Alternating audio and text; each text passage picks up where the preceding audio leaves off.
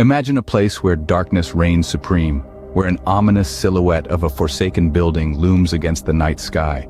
This is where our story begins. An eerie fog curls around the haunting edifice, wrapping it in a spectral shroud. The wind moans a chilling dirge, whistling through the skeletal framework of the dilapidated structure. The silence is almost suffocating, broken only by the distant hoot of an owl, a lone sentinel in the night. The building, once undoubtedly a symbol of prosperity and life, now stands as a monument to desolation and decay, its broken windows staring out like vacant eyes. There's a palpable sense of dread that permeates the atmosphere, an unsettling aura that seems to seep out from the building's very pores. As Old Man Jenson approaches, the building seems to awaken, ready to welcome its long-awaited guest. The stage is set, the descent into darkness is about to begin. With a deep breath, Jenson steps into the building, the air heavy with an unsettling silence. The world outside seems to fade away, replaced by the cold, oppressive atmosphere of the forsaken structure. His footsteps echo through the hollow halls, each one a testament to his growing unease. The door behind him groans with age and disrepair, its creaking sound resonating in the silence. Its echo seems to linger longer than it should, an ominous reminder of the isolation that now surrounds him. Shadows like spectral spectators creep along the walls, their forms distorted and unnerving. They seem to reach out, eager to touch him, to envelop him in their chilling embrace. Their presence is almost tangible, a dark shroud that intensifies the building's malevolent aura. With the door sealing behind him, Jenson has unknowingly embarked on a journey of terror. His fate now lies within the grasping hands of the malevolent shadows that call this desolate building home. As Jenson delves deeper into the darkness, he becomes aware of a disturbing symphony of whispers. These whispers, seemingly born from the very walls of the forsaken building, coil around him like spectral serpents, their hisses freezing his blood. The whispers are not just sounds, they are echoes of malevolence, each syllable dripping with an intent as cold and dark as the abyss itself.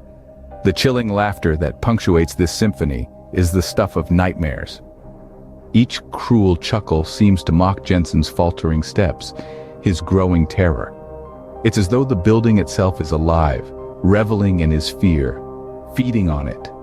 As Jenson ventures further into the heart of this malevolent abyss, the whispers intensify. They grow louder, their tempo quickening until they're a deafening crescendo reverberating through the desolate halls. The whispers grow, becoming a maddening chorus that drowns out all other sounds. In the heart of the building, the shadows themselves come alive, morphing into nightmarish shapes. As if birthed from the very darkness that surrounds Old Man Jenson, these ominous silhouettes begin to contort and twist. They grow, they shrink, they undulate in a horrifying dance that seems to echo the rhythm of Jenson's mounting fear. This isn't merely the product of a mind unraveled by terror, no. This is the manifestation of something truly malevolent, a dark force that thrives in the absence of light.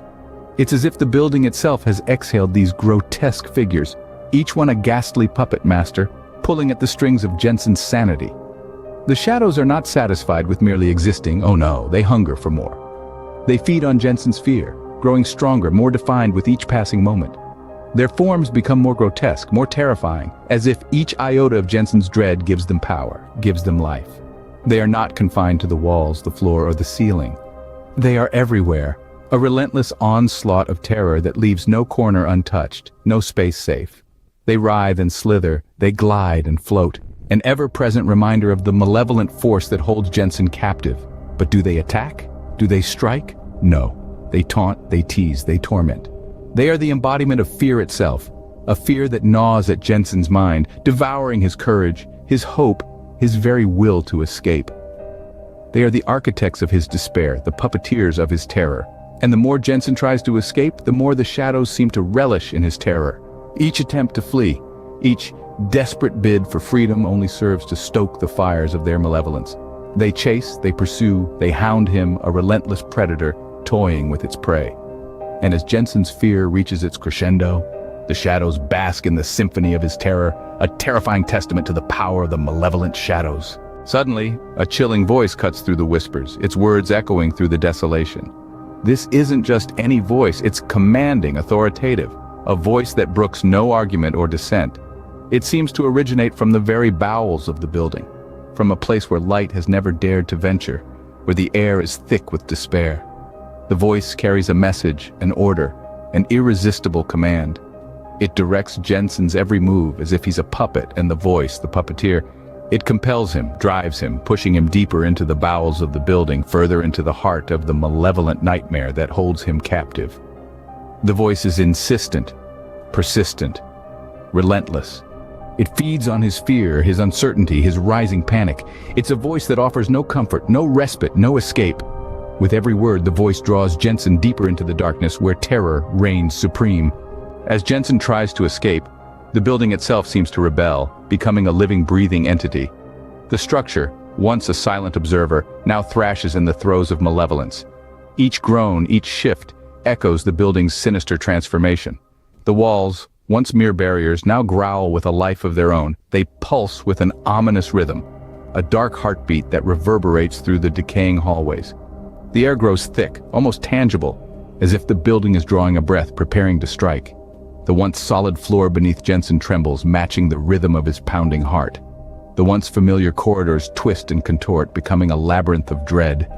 The building's very essence seems to be resisting Jenson, pushing back with a force that is almost palpable. The building, now a malevolent entity, resists Jenson's every attempt to escape. In a desperate attempt to escape, Jenson encounters terrifying apparitions blocking his path. These malevolent spirits, rising from the very depths of the forsaken building, confront him with a reality far more horrifying than his darkest nightmares.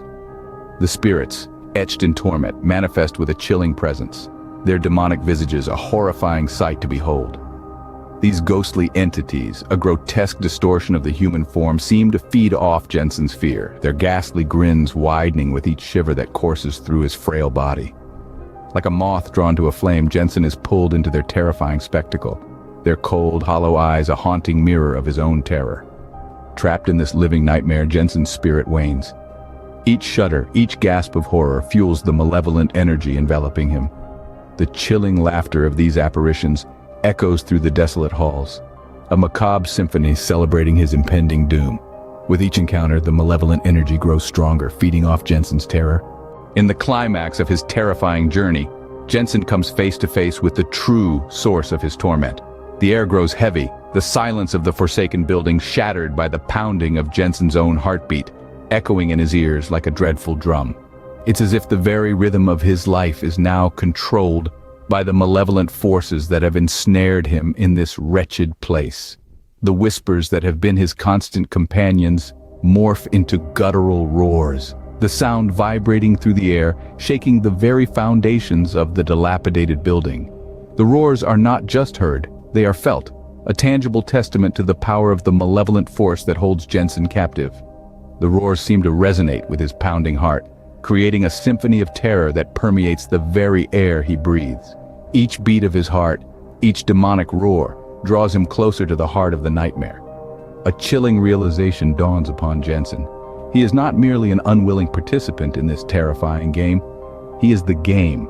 His fear, his terror, his despair, these are the fuel that feeds the malevolent force that gives it power. His descent into madness accelerates, the reality of his situation hitting him with the force of a freight train. He is alone, trapped in a world of shadows and malevolence, his every move orchestrated by a force beyond his comprehension. Despite the paralyzing fear, a spark of defiance flickers within Jenson. He will not go quietly into the night. He will not let the malevolence consume him without a fight.